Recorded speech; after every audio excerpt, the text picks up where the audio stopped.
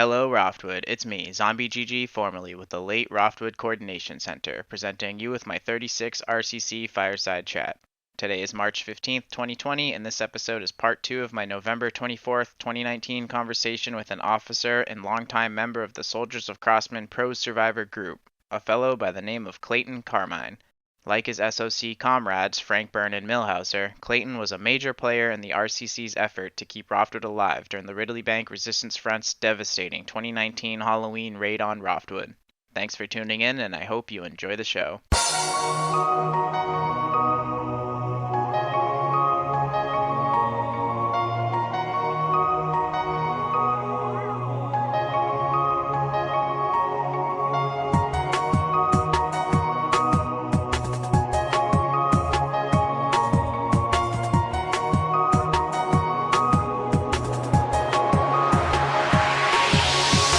Trying to think who our biggest enemies are. I would say the Scourge for most controlled total destruction. Like the Scourge can just keep the whole suburb red by themselves. Oh, yeah. But as far as technical like strikes on certain things, the RRF, man, those guys can just like kill stuff in the most professional manner possible with like zombies to break down barricades, and like sometimes they'll like pinata with like gore corpse dudes. They'll just like fly in like with free running and then just like die with their last hit point infected or something. I don't know, it's just so much, it's such a weird level of orchestration and organization. Those guys are nuts with the RRF. You're talking about parachuting. It's where a like say one of the, gore corpses survive. Like say Pika Pika gets picked up. She's a survivor, she has 30 HP. But she gets one of her other guys to infect her by biting her. So she's staying at 30, but everything she does moves her down. So she finally moves into, like, say, a building, like, say, Herbert in Roftwood, for example. She'll jump over into Herbert, have, her dwindling HP. Every time she barricades that building, like, say it's, very strongly barricaded, she keeps barricading it up to extremely heavily barricaded. But every time she barricades or tries to barricade, she loses an HP because she's infected. Okay. So eventually, after she hits, barricade enough, she'll die as a zombie, die in that building, but she'll stand back up in a perfectly fine, extremely heavily barricaded building, but she's a zombie, so she can ruin it and turn it into a pinata. Ah, it's so annoying. You can't even like get in there to fix, then if you do get in, you like fall and injure yourself like half the time or whatever. The only good thing about a pinata is that once you get it down to very strongly barricaded, you just jump in and repair it, and the building already has barricades. Is the good thing about those. Yeah. So like even if you AP out with the repair cost, you're like behind barricades at least. Exactly, yeah. It's nuts, the level of organized play I see from our enemies. Roftwood gets smashed. Well, Scourge, RF. Flowers of Decay do pretty good. They don't like ruin buildings because they don't really play zombie ever to my sights. They always just like shoot us with guns or kill us in survivor form. They don't even GK to my sight. Literally all their AP I see is just into killing us. Oh yeah. Just straight PKers. They're like straight shooter PKers. So playing against them's almost kind of more fun. It's kind of like a Wild West shootout. All the buildings still stand. We're running after each other and off rooftops and shit. It's like the Matrix or something. It's really fun fighting those guys. I'm trying to think. There's a policy with the Soldiers of Crossman about not PKing, correct? Frank Burns said that unless there's special orders from officers, the standard is no PKing with the Soldiers of Crossman. Yeah, that's something the Fortress has started, a while back when they were still active. They're still active nowadays, but just not as much as they used to. But it's the ignore policy. Or basically, you get PK'd, you can just shamble over to a revive point and get picked back up. It's when you start PKing those people back is when they get, the little feedback, whatever you want to call it, dopamine drip, and where they start to escalate. So, the SOC, our policy has been, and will always be, just ignore PKers, unless, we put out, like, a hunt or something, where it's like, okay, this guy's been around for long enough, he's been PKing us, let's make a contest out of it to see who can kill him the most times to accumulate the most points. Put a hit on him like John Wick. No, I mean really, and that's what we've done. Like a contract. I mean, like our latest one was a PK or GKer called Pezamak, who was active in Darvel Heights. And I mean, he hung around long enough to where we eventually put a contest out to where it was, you get a certain number of points to kill him as a human or survivor. You get a little less amount of points to kill him as a zombie, and you get like the big bang, you know, you win the game if you can get him to apologize for PKing us. Who organizes these things for you? The officers? The officers, like me, Frank, and Mills. I mean, like, Frank couldn't pronounce either. The Trimunitive or whatever, like, there's no one person that leads the SOC. Like, we're all, like, a group of guys who hash shit out and fucking talk about it. Cool. Until we come up with something, you know, we like. Pretty neat style. I'm pretty impressed with what I've been learning about the Soldiers of Crossman. You guys are right up there with the Knights Templar. Well, thanks, man. Yeah, it just seems, I don't know, you guys have been around for a long time. Like, literally, what, coming up on your 10-year anniversary, or what? Officially, yeah. 2009 or 2010? I can't remember when. 2009. Was when the two groups got, like, mashed together. And hold on, I'm on our forums, I can give you a more direct That's answer. a long time for a survivor group. I didn't really realize that. Yeah. It was February 23rd, 2009, so yeah, you guys had your 10-year way early this year. Yeah. So as far as like survivor groups in the game these days, man, like you and the Knights Templar are like the longest standing. It seems like folks have a lot of fun playing with you. Oh, I mean, yeah, the Fortress is still around too. I mean, granted, they're not in the meta. I mean, yeah, in the meta, but I mean, I've ran into those guys. It's true. And I shared that screenshot with you. I was in Ridleybank yesterday. There was a guy with the group tag Fortress who was repairing all the buildings in the central, like, Ridleybank area. That's with no zombies outside. Which is weird. I'm pretty sure all the zombies are in Roftwood right now. Jeez, I'm crow. They are. Man. They're in Roftwood. And Fort Creedy, I'm hearing that they're lingering over there now too. We just like can't keep them all fed, I guess. Yeah. I mean, that's the thing I was telling you about. If you see RRF like take a building and try to hold it, give it a day or two, and those Zeds will move out to somewhere else. Yeah, they're just hungry for brains, man. Yeah. The RF are just like, all they want is just our brains. The Scourge, they're after buildings. They like to literally destroy every single building. And I'm sure they enjoy like their, you know, the taste of brains too, but my understanding with those folks is their main mission is to literally destroy every single building in the city. They got like a wiki trophy case and stuff. Assault the Earth kind of group. Yeah, I literally organized a super river tactics last time they invaded Roftwood. I don't know, the first time it was so traumatizing, the second time I just, adios amigo, going on a vacation.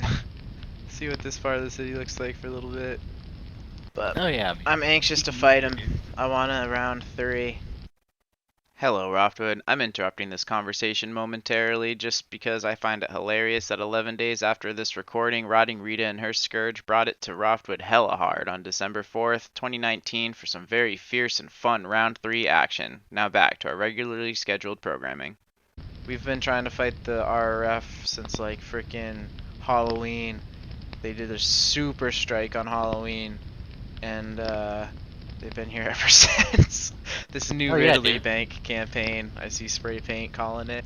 It's been savage, dude. It's been a lot of hiding in dark buildings, which I generally do not enjoy or prefer doing, but it's just been absolutely necessary because so many folks are just in the revive queue like every single day. I don't want to be one of those dudes demanding, you know, someone has to like luck out finding a freaking needle. Even in a powered necrotech building, sometimes it takes like 10 AP, no joke, just to freaking find one. Should have just manufactured the damn thing, but RNG sucks. Someone has to find the needle, then they got to go to the revive queue, fucking poke someone. It's like, I don't want to be one of those taxer guys. I'll go hide in a dark building somewhere. Dude, do I have a story for you? What? When I joined up with the SOC in 2011, which was like the height of the dead is coming out of Dunnell Hills and just ruining all of Malton. Yeah. Like, there wasn't a single suburb when I joined the SOC that was green or yellow or orange. They were all either red or they were a ghost town. Damn. And this was like survivors were 1,000 and the zombies were like 6,000. So it was like not even a 60-30 split. It was like a 80, 85, 15 split. You could go into a ruined Necrotech building, spend 5 AP, and find 3 needles. Like, it was not, because that's how, like, the search rates are weighted. They're weighted, like, to, you know, zombie numbers to human numbers. Yeah, I got a hunch something like that is built in the game. Because it was so wrecked, you could go into, like, any ruined building, spend, you know, 10, 15 AP, and find plenty of items, you know, whether it be pistols, or clips, or shotgun shells, or whatever. So you eventually join up with the Soldiers of Crossman after the March of the Dead 2 is going down already? I joined while that was going on. Like, I wasn't there like for the initial push, but I was there, and we actually called it Poke the Dead Bear. Oh god. What does that mean?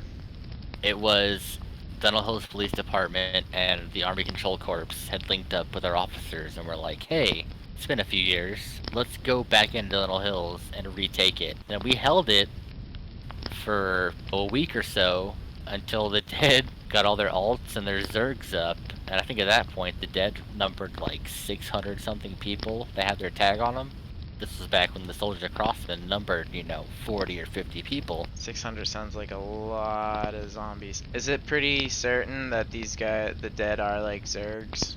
Yeah, I mean, I don't have anything confirmed, but looking at like the group stats page that lists, you know, active users at, you know, certain times. At one point the dead went from like 70 something members to 40 something members in like a day. I mean, it's suspicious for sure, but I can't say for sure because I don't have, you know, all their info. The March of the Dead just like bringing survivors down to that low of a point.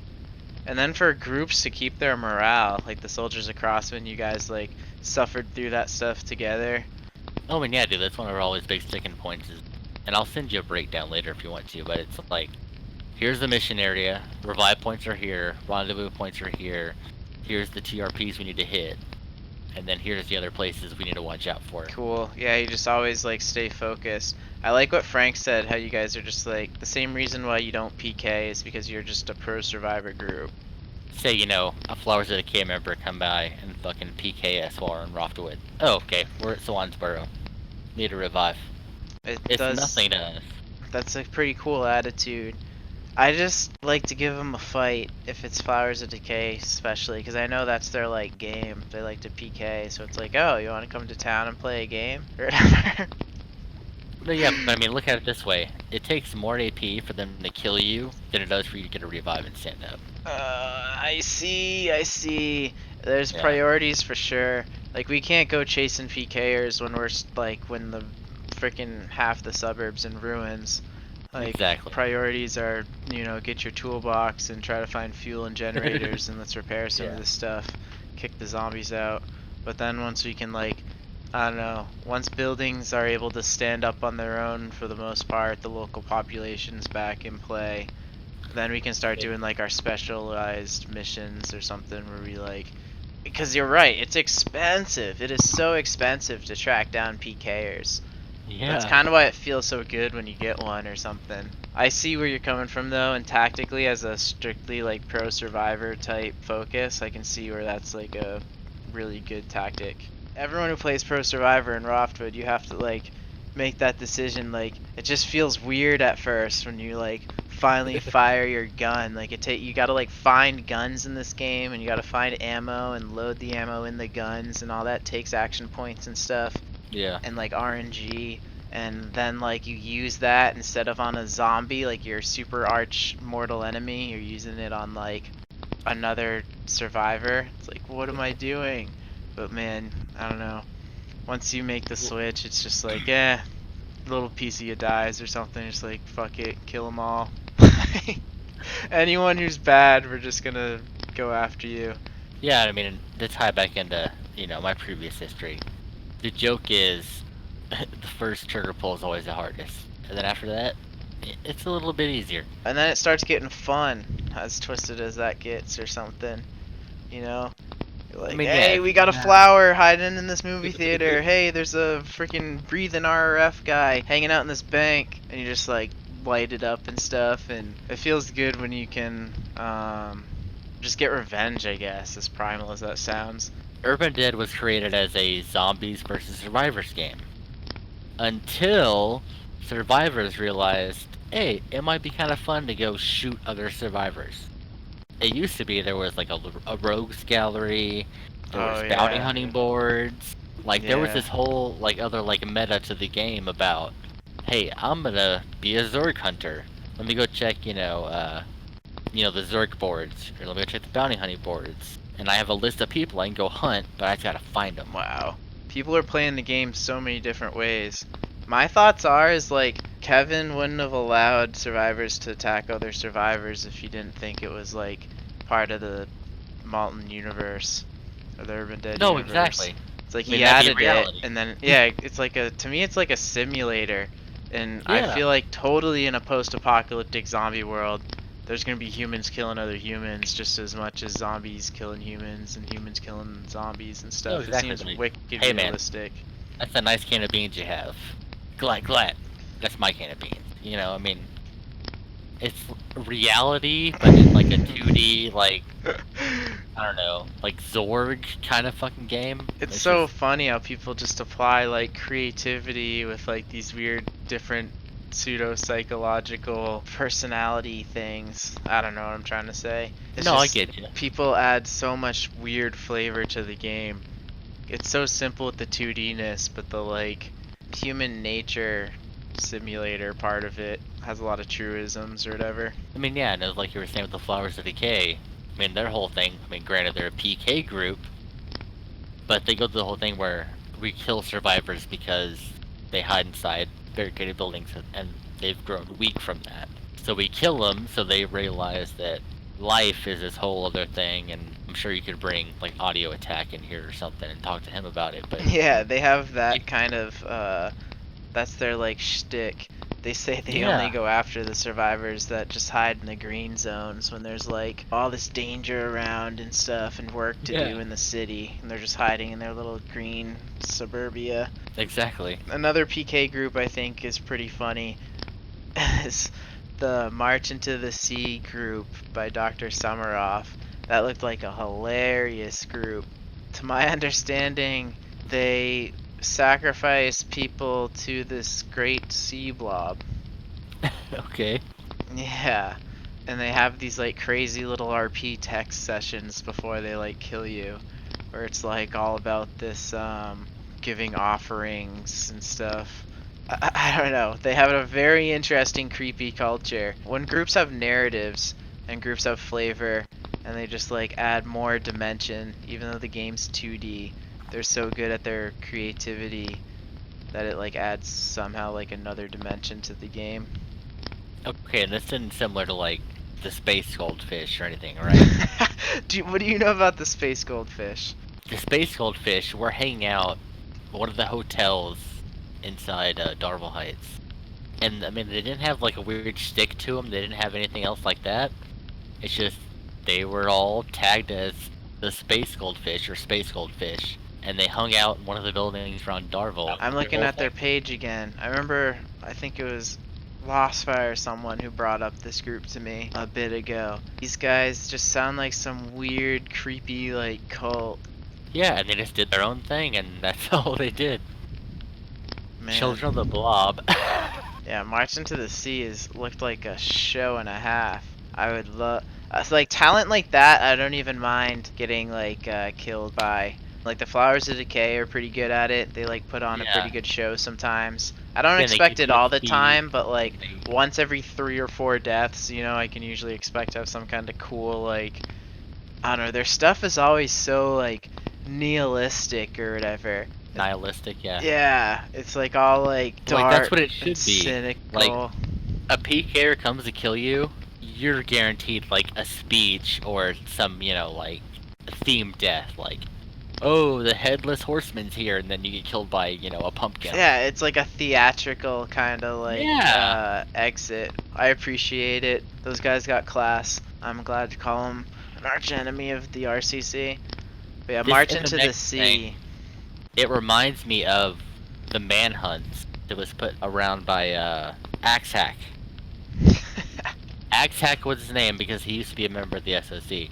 It was a manhunt where a suburb would get selected and people could sign up on the wiki, and no survivors would be attacked, but it was like, whoever signed up, you're in this suburb, go find the other competitors and kill them. Dude, that's so cool. It was awesome, especially if you're in the crossfire, because I remember Icon, or Archon, however you want to pronounce it. We'll call him Icon. I'm pretty sure that's Sure. what it is. On the wiki, he like specifically talks about it. Okay, then I'll call him Icon. Yeah. Icon posted up on the SOC forums for Manhunt 3 and was like, hey, I'm taking part in this. I'm gonna move my SOC character out of Darvel Heights so I can take, you know, part in this as, you know, one of my other alts. Oh, that's cool. He was playing like respectful. I love when people just play clean. I feel like you have so No. much more fun when you play clean, you know? Yeah, and you do, because, I mean, It's like- surge rolls, even though Kevin's not around anymore, are still in full effect. Welcome back, Roftwood. This concludes the second part of my conversation with Clayton Carmine, a longtime member and officer with the Soldiers of Crossman Pro Survivor Group. Be sure to stay tuned to the final, Part 3, coming soon. This RCC Fireside Chat is a post-apocalyptic production proudly presented to you by what was once the Roftwood Coordination Center.